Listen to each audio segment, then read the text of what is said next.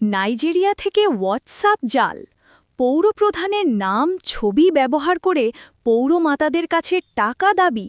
পানিহাটিতে তুমুল চাঞ্চল্য। পানিহাটি পুরসভার অন্দরে সাইবার প্রতারণার ছায়া। পৌরপ্রধান সোমনাথ দের নাম ও ছবি ব্যবহার করে ভুয়ো হোয়াটসঅ্যাপ নম্বর থেকে একের পর এক পৌরমাতাদের কাছে টাকা দাবি করার অভিযোগে তীব্র চাঞ্চল্য ছড়িয়েছে পানিহাটি জুড়ে।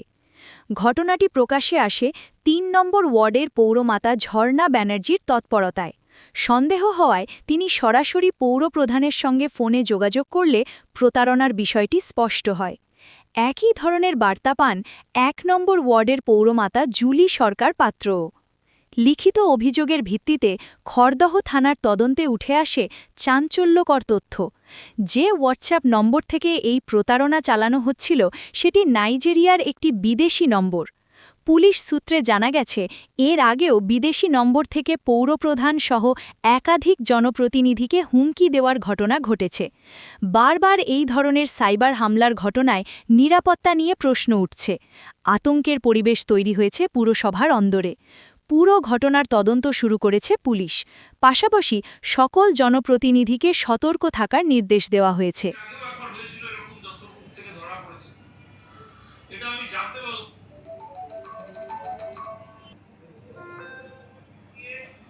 আমি সাধারণ মানুষের কাছে এবং যাদের কাছে আমার নাম্বার বা হোয়াটসঅ্যাপ ব্যবহার করে ফোন যাবে তাদেরকে বলবো একটু সচেতন থাকতে, এবং যদি কোনো রকম এরকম ফোন যায় সঙ্গে সঙ্গে জানো। আজকে আপনার সঙ্গে কি ঘটনাটা ঘটেছে?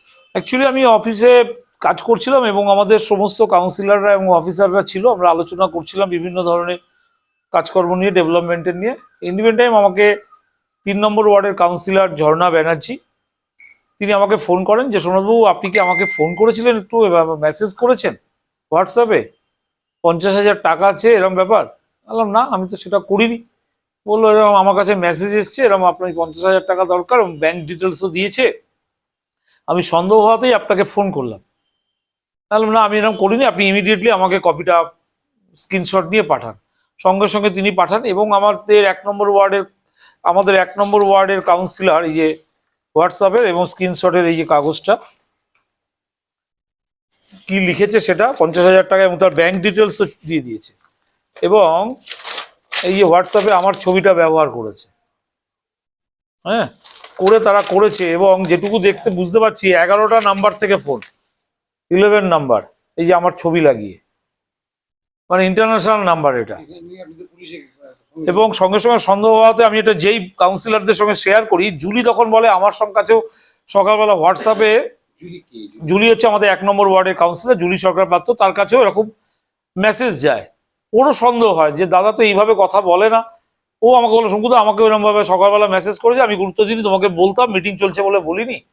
তারপর তার কাছেও দেখলাম, দেখে সঙ্গে সঙ্গে আমি খড়দা থানার আইসি সাহেবকে জানাই এবং লিখিত কমপ্লেন আমি খড়দা থানায় জমা করি এবং সিপি সাহেবকেও জানাই। সিপি সাহেবের সাথে কথা হলো এইমাত্র। অতএব এর আগেও একবার হয়েছিল এরকম, দত্তপুকুর থেকে ধরা পড়েছে। এটা আমি জানতে পারলাম বলে যে আমার কাউন্সিলর আমাকে জানালো। তাই আমি আপনাদের মধ্যে দিয়ে আমি সাধারণ মানুষের কাছে এবং যাদের কাছে আমার নাম্বার বা হোয়াটসঅ্যাপ ব্যবহার করে ফোন যাবে তাদেরকে বলবো একটু সচেতন থাকতে, এবং যদি কোনো রকম এরকম ফোন যায় সঙ্গে সঙ্গে যেন আমাকে কন্ট্যাক্ট করে, এবং হোয়াটসঅ্যাপ কল যায় আপনাদের কাছে বা মেসেজ যায় সঙ্গে সঙ্গে যেন আমাদের সঙ্গে একবার আমার সঙ্গে অন্তত কন্ট্যাক্ট করে। এবং এরা যেভাবে ইংলিশে মেসেজ করেছে, আমার যতদূর মনে হয় এরা ইংলিশটাও ভালো জানে না, এরা ট্রান্সলেট করেছে, ওদের ভাষাকে দিয়ে ট্রান্সলেট করেছে। এবং নাম্বারটা নিয়ে যখন আমি কমপ্লেন করতে যাই দেখি ১১টা নাম্বার দিয়ে ৫০,০০০ টাকা ক্লেম করেছে। এই যে চিঠিটা, না টাকা না দেওয়াতে তিনি, তার সন্দেহ হয় যে চেয়ারম্যান আমার কাছে ৫০,০০০ টাকা চাইবে, এটা সন্দেহ হওয়াতে তিনি আমাকে সঙ্গে সঙ্গে ফোন করে, যার ফলে আমরা জানতে পারি। সাধারণ মানুষের কাছে বলছি, চেয়ারম্যানের হোয়াটসঅ্যাপ ব্যবহার করে, চেয়ারম্যানের ছবি ব্যবহার করে যারা করছে তাদের বিরুদ্ধে আপনারা সচেতন হন।